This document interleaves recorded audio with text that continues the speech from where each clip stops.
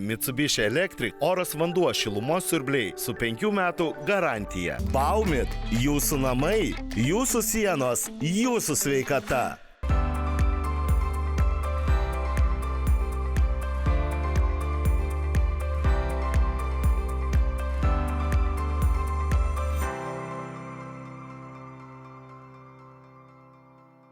Labas rytas, su jumis sveikinasi laida Statybų gidas.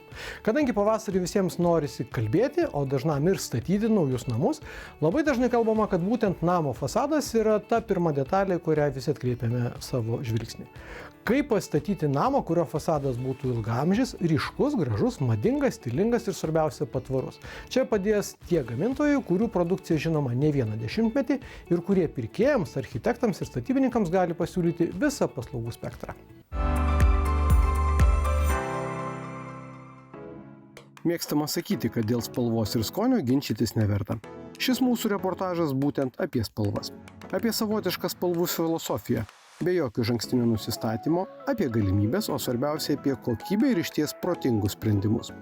Jeigu ieškote spalvos savo svajonių namui, gal verta savo akimis realiai pamatyti, įvertinti ir išsirinkti tai, kas geriausiai tiks jūsų namo veidui. Mes labai džiaugiamės ir didžiuojamės įkūrę šį fasadų centrą ir jisai ir buvo dėl to sugalvotas, sumąstytas ir dėl to jisai buvo kūriamas, kad klientas galėtų ateiti, pamatyti, pačiupinėti skirtingas spalvas, skirtingas struktūras. Turime labai daug įvairių skirtingų faktūrų ir labai įvairių fasado galimybių. Tai vien čia gyvai yra virš 1000 spalvų. Ir tas dalykas, kad tu vienaip spalvą matai galbūt ant popierėlio arba kažkokį mažą lopinėlį gyvą padarytą, o čia jų yra visos, virš 1000 fasado spalvų, kur tu gali paimti, palyginti, gali įsinešti į lauką, galim paskolinti ir gali nusivežti į objektą, prisidėti prie savo namo, pasižiūrėti, kaip tai atrodo gyvoje aplinkoje, kurioje tu gyvensi.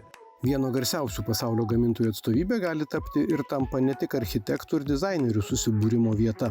Čia mielai užsuka ir tie, kurių objektai galbūt yra mažesni, bet tikrai nemažiau svarbus jų statytojams.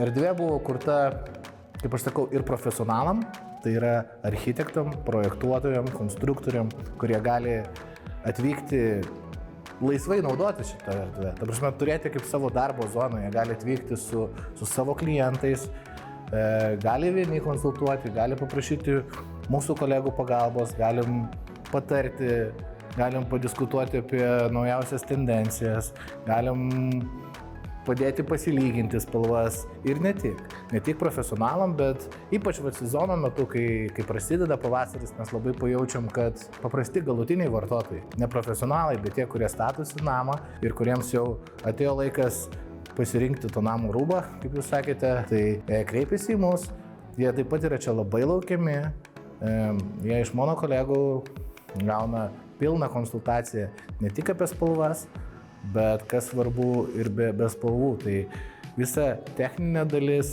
kas eina iki to dekoro. Dažniausiai žmonės galvoja, kai kalbam apie fasadą, tai čia tik tai dekoras, o reikia žiūrėti į tą bendrą sumuštinį visą, kaip jis susidaro, tas dekoras, kaip jisai pasideda ir kas yra, ta prasme, kas su Baumitu yra gerai, kad būtent yra tas suportas, būtent yra technologai, inžinieriai, kurie gali patarti, padėti ir išspręsti tam tikrus iššūkius. Tai žmonės projektuojant nedažnai apie tai pagalvoja. Ne visi tikrai architektai ant tiek smarkiai įsigilina, kaip parinkti tą geriausią sprendimą ir ne visi statybininkai tai labai gilinasi. Ta prasme, aš pripratau dirbti su tam tikrom medžiagom, aš ir dirbu ir mažai kas galvoja, kas bus po to. Ir šiandien dieną, jeigu pravažiuotume per senesnius rajonus, Strandė, Pilaitė ten ir taip toliau, pamatytume namus, kurie buvo statyti prieš 10 metų, 15 metų, ir matom vaizdą, kur buvo dekoras dažnu atveju tokį liūdnoką. Matom taškus nuo smeigių, matom pablukusi dekorą, matom nukritusi dekorą, matom daug iššūkių ir perdaryti kainuoja daug brangiau negu iš karto padaryti gerai.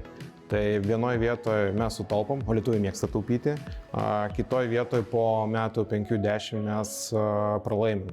Tai jeigu pačioj pradžioj, dar projektuojant, jau galvoti apie visus mazgus namo, tame tarp ir apie dekorą, apie apšiltinimą, tai ateityje galim išvengti tikrai daug problemų. Nepamirškim, kad Lietuvoje mes turim visą diapazoną ciklų nuo minuso, kad ir -15 iki vasarą, plus 30.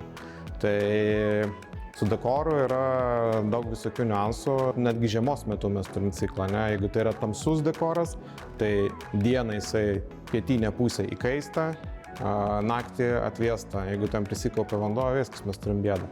Tai Baumito visa patirtis leidžia pastatyti namą taip arba jį apipavydalinti taip, kad ateityje tu neturėtum bėdų ir manau, kad tai ir yra esmė. Įpraskim namus statyti taip, kad juos nereikėtų po to perdarinėti. Kartais tiesiog gali nežinoti techninių galimybių ar subtilybių. Juk sutikite, jog architektūroje dažnai pakanka vieno apibūdinimo – gražu. Kodėl šita spalva galbūt eksploatuosis vienaip, šita kitaip ir ką galbūt reikia daryti, kad, pavyzdžiui, tamsios arba ryškios spalvos ir toliau po ilgo laiko išlaikytų tas savo reikalingas savybės, kad būtų tokios pačios gražios ir išskirtinės. Pasakysite ir nesuklysite, jog išskirtinumas kainuoja.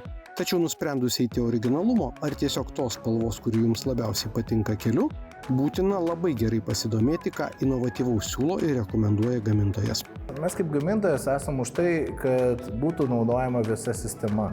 Tai reiškia klijavimo mišiniai, armavimo mišiniai, gruntai, dekorai. Ir taip tada tu gali išgauti tai, ką tau siūlo gamintojas ir išgauti tai, ko tu nori. Tai yra ištestuota, išbandyta ir tai yra daroma visoje Europoje. Baumitas yra vienas iš didžiausių gamintojų Europoje ir būtent lyderis fasadų srityje. Plus labai mes daug, mūsų laboratorijos Austrijoje, Vokietijoje labai daug dirba su inovatyvių dalykų bandymais. Ir dabar, jeigu mes kalbame apie ryškes, juodas spalvas, mes turim specialų dekorą, kuris yra skirtas būtent tamsiom ir ryškiom spalvomis. Tai turi šaldančius pigmentus ir neleidžia, ypač vasaros metu per karščius, o jų vis daugėja kiekvienais metais, neleidžia dekorui įkaisti, neleidžia įkaisti taip smarkiai, nes paprastas dekoras, sakykime, juodas, jisai įkaista iki 100 laipsnių. Įsivaizduojat, koks karštis. Tai mūsų Baumit Pura Top dekoras leidžia dekorui ant sienos per karštį įkaisti iki 15-16 laipsnių mažiau. Tai duoda ilgesnę eksploataciją, spalvos neišdegimą ir jūs tiesiog ilgai galite džiaugtis savo pasirinktą, savo namo spalvą. Galimybė dar reikia apsisprendžiant, kokią spalvą ar atspalvį rinksitės, realioje aplinkoje palyginti bet kurį iš daugiau nei 1000 atspalvių, tai tik viena medalio pusė. Solidus gamintojas siūlo išbandyti ir 3D akinius, kurie leis dar daugiau sužinoti apie fasadų sistemas, užtikrinančias kokybiškus sprendimus. Ir negalvokite, kad pusšimtį atspalvių turi tik pilka spalva. Nebijokite užsukti įvairių klientų laukiančią atstovybę ir paskęsti šioje spalvų filosofijos jūroje. Dabar trumpa reklamos pertraukėlė. Neperjungkite kanalo, mes po kelių minučių vėl susitinkame. Mitsubishi Electric oras vanduo šilumos siurbliai su 5 metų garantija. Baumit, jūsų namai, jūsų sienos, jūsų sveikata. Mitsubishi Electric oras vanduo šilumos siurbliai su 5 metų garantija. Baumit, jūsų namai, jūsų sienos, jūsų sveikata. Sveiki sugrįžę po reklamos. Čia laida Statybų gidas. Norime pakalbėti daugeliui svajojančių apie savo namą aktualią temą. Iš ko reikia statyti namo sienas? Mūras daugeliui lietuvių įprastas sprendimas, tačiau jam yra tikrai ir nemažai alternatyvų. Mes jau nekartą esame kalbėję, kad lietuviai yra gana konservatyvūs. Jeigu planuoja statyti namą, jis dažniausiai būna mūrinis. Tačiau juk ir be mūro yra alternatyvų. Gal mums tiesiog trūksta informacijos apie kitas technologijas? Visos kitos technologijos, tai tos pačios SIP-ai ar būtent kažkokie tai gamykloje pagaminti segmentai, dažniausiai vis tik Lietuvoje pasirenkami kaip kokie nors pagalbiniai statiniai, sodo nameliai, pastatai, kuriuose nebūtinai visą laiką žmogus leis žiemą, pavyzdžiui, galbūt jis atvažiuos tik tais vasarą. Tai visos kitos tos technologijos būtent negyvenamosios paskirties pastatuose labai populiarūs yra. Ir netgi labai gerai, kad jie tokie yra populiarūs, nes dabar statyk sodo namą iš mūro, pavyzdžiui. Nu, kam to reikia? Ar reikia to? Juk mums reikia galbūt tik atvažiuoti, susidėti daiktus, kažkur tai gal pernakvot, bet tas pastatas neturi būti toks pat energiškai efektyvus kaip gyvenamasis pastatas. Greitesnė, galimai pigesnė ir tvirtą bei šiltą statinį užtikrinanti statyba irgi gali būti patraukli alternatyva. Beje, ir ne tik sodo namams. Izoliacija gali būti tiek 5 cm išorėje, tiek 10 ir kilti iki 35 cm. Tai pasyviam namui užtenka 30-35, A++ klasiai, ko Lietuvoje reikia, tai pilnai užtenka 25 cm išorės izoliacijos. Taip pat gali būti betono 16 arba 21 storis pats, tai 21 yra naudojamas daugiaaukštėje statyboje, tarkim 3-5 aukštų pastatuose, ten kur didesnis yra apkrovos. O 16 yra vienbučiai, dvibučiai namai 1-2 aukštų. Šiai dienai, jeigu žmonės statosi, tarkime, patys, tai jie renkasi izoliacijos sluoksnis 25 cm išorėje, betono 16, kas yra paprasčiausia. Pats blokelis sveria apie 3 kg, todėl su juo lengva dirbti. Žmogus pats gali jį nešioti statybo aikštelėje, lengva pjaustyti, na ir betono išeiga yra mažesnė negu 21 cm. Šitas blokelis yra universalus, jį naudojate rinkti sienoms, karkaso papildomai naudoti jums nereikia, jis jau yra įlietas, ant jo dedasi tik tais armatūros ir jūs surinkinėjate blokelius, žingsnis po žingsnio, eilė po eilės ir pilate jau betoną 3 metrų aukščio maždaug pastatą. Dar aš studentu, kai buvau, mums jau šitą technologiją rodė kaip inovacija, bet jinai kažkaip tuo momentu labai neprigijo, nes galbūt ir dėl to, kad tuo momentu net nebuvo populiaru labai stipriai šiltinti pastatus. Nes ar ne, nežinau, ar daug kas pamena, kad 5 cm to paties putų polistireno ant sienos jau kažkam atrodė žiauriai daug ir kam to reikia. O dabar, kai turim ant sienos 30, kartais ir 40 cm, tai jau kažkaip labai nebestebina. Tai vis tik tais ta iš anksto paruošto elemento technologija, jinai yra vis tik orientuota į greitį. Dažniausiai ją renkasi vystytojai kaip tokį tipinį sprendimą. Nu, įsivaizduokite, ar ne, vystytojo koks yra tikslas? Sutaupyti, kuo jis daugiau sutaupo, tuo jis daugiau uždirba. Tai kaip jisai stengiasi sutaupyti? Kai mes pasirenkam gamykloje paruoštų polistireno gaminių technologiją, mes galim pastatą iš anksto susiprojektuoti pagal šitą technologiją, ar ne, kad kuo mažiau nupjovimų būtų, kad kuo tikslesnės jungtis, kad nebūtų kažkokių ten nereikalingų išmetamų elementų, tai jie susiprojektuoja tokį vieną tipinį pastatą, nu ir tokių pastatų paleidžia, pavyzdžiui, 20. Nu tai įsivaizduokit, tai visiems vieni laimėjimai. Vystytojas turi maksimaliai sutaupytas išlaidas, rangovas turi gerą situaciją, nes jam visi pastatai pagal vienodą technologiją. Jisai žino, kur kokį varžtą, kiek kur ten ką reikia padaryti, jam nebereikia sukti galvos. Tai ir plus yra didžiulis greitis, nes praktiškai tokio pastato, tiksliau pastato su tokiom sienom, sienų tą įrengimą galima per dieną, 2, sakykim, padaryti. Statybose darbų ir medžiagų kaina yra labai svarbi, tačiau nepamirškite ir dar vieno labai brangaus dalyko – laiko. Pavasarį žalumos vis daugiau ir tikrai nesinori grįžti į tą, vadinkim, Balanos gadynę, prisiminti lauko tualetus, kurie jau nugrimzdo istoriją, o pakalbėkime apie nuotekų valymą, kad kiekvienas iš mūsų gyventume švariau ir Lietuva ateityje būtų tokia pat žalia. Švaresnė aplinka jau ne tik tai mados reikalas. Kiekvienas puikiai suvokiame, kad iš kaminų virstantis dūmai ne šio laikmečio sprendimai. O maži miesteliai, gyvenvietės ar net kaimai taip pat verti 21 amžiaus civilizacijos privalumų. Ir bėgioti į tualetus lauke nebesinori niekam. Tas kaimas autentiškas yra senovinis, bet tie poreikiai yra šiuolaikiniai jau. Tas jau lauko tualetas jau, jūs sakys, kaip, ne atgyvinant, bet jau istorijų išeina. Jau per 100 metų čia pirmieji atsirado pas mus, bet dabar jau visi po biškį žmonės keičia, daros remontus, tokius iš šiuolaikinius ir jau su tais patogumais jau. Kad vanduo būtų, kad ir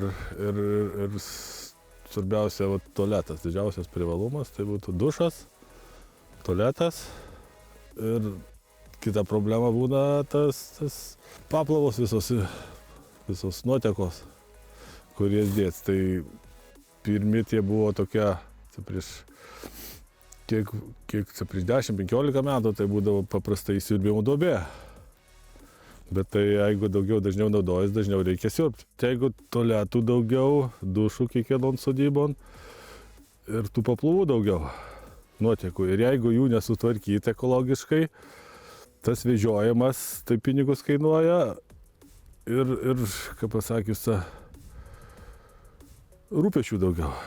O tas valymo įrenginys pasistatai, tai jau minimalus aptarnavimas tokius, gan retas lyginus ir labai patogu. Nuotekų valymo įrenginiais pradėjom domėtis tuomet, kada nusprendėme atstatyti senos pastatus sodyboje, kurią įsigijome, kaip ir matėt, labai gražiame etnografinėme Zervynų kaimelėje. Šiuo metu tenais yra lauko tualetas ir šulnys. Tai šiai dienai kaip ir tokios sąlygos jau nebetenkino, ypatingai kai laukia -20, todėl ieškojom opcijų, ką galima pakeisti. Bet Zervynų kaimelis yra toliau nuo miestelio, todėl nėra galimybės prisijungti prie centralizuotų vandentiekio tinklų. Todėl turėjom 2 variantus. Vienas iš jų buvo išsiurbimo duobė, antras variantas buvo montuoti nuotekų valymo įrenginius. Kadangi nuotekų valymo įrenginių kokybė, kai žinom, yra aukšta, išvalymo kokybė, antra, neskleidžia jokio kvapo ir trečia, mes manom, kad tai yra pats patogiausias ir paprasčiausias vartotojui būdas, kaip šią problemą išspręsti, bei gamtai draugiškiausias. Todėl likome prie nuotekų valymo įrenginių.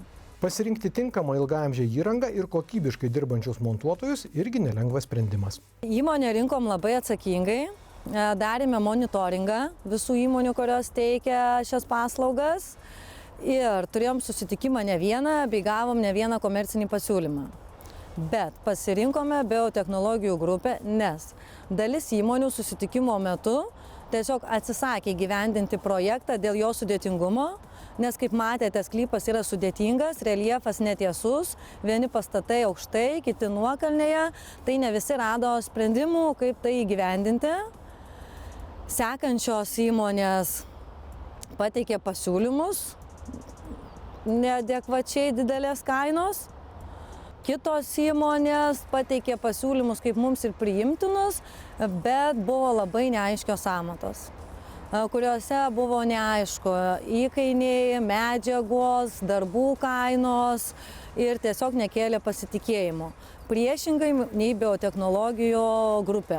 Atvažiavusi į vietą, neapkrovė mūsų kaip klientų problemomis, bet pasiūlė, kaip išspręsti visas problemas susidariusias, pasiūlė optimaliausius variantus. Montuojant nuotekų valymo įrenginius atsiranda įvairių niuansų.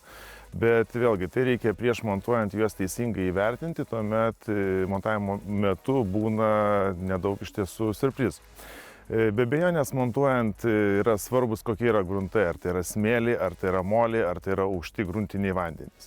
Bet nepaisant to, mūsų gaminami Biotornado nuotekų valymo įrenginiai, jie yra pritaikyti įvairiems gruntams. Patį nuotekų valymo įrenginį yra, ko gero, lengviau sumontuoti nei kitų gamintojų, dėl tam tikrų priežasčių, kad jisai yra šiek tiek platesnis, bet jisai yra žemesnis. Tai reiškia, kad jeigu kyla aukšti gruntiniai vandenys, ar žemės teka, ar plavūnai gyvūnai įvairiausi prabėgdinėje. Tai vat būtent mūsų gaminį yra iš tiesų pakankamai lengva sumontuoti. Kiek vyksta montavimo darbai? Dažnu atveju standartiniai, tipiniai projektai yra įgyvendinami per vieną dieną. Žinoma, būna visko, susiduriam su įvairiom kliūtim, bet vėlgi tas kliūtis reikia įveikti ir rezultate yra sumontuojami nuotekų valymo įrenginiai ir klientai džiaugiasi. Dėkoju uždėmesi laidai Statybų gidas. Jeigu kažką norite pažiūrėti dar sykį, tv3play.lt platformoje galite rasti visas laidas, o YouTube mūsų laidos paskyroje ir visus reportažus mes susitinkame lygiai po 7 dienų, kitą šeštadienį tokiu pat metu. Gražaus pavasario ir iki susitikimo.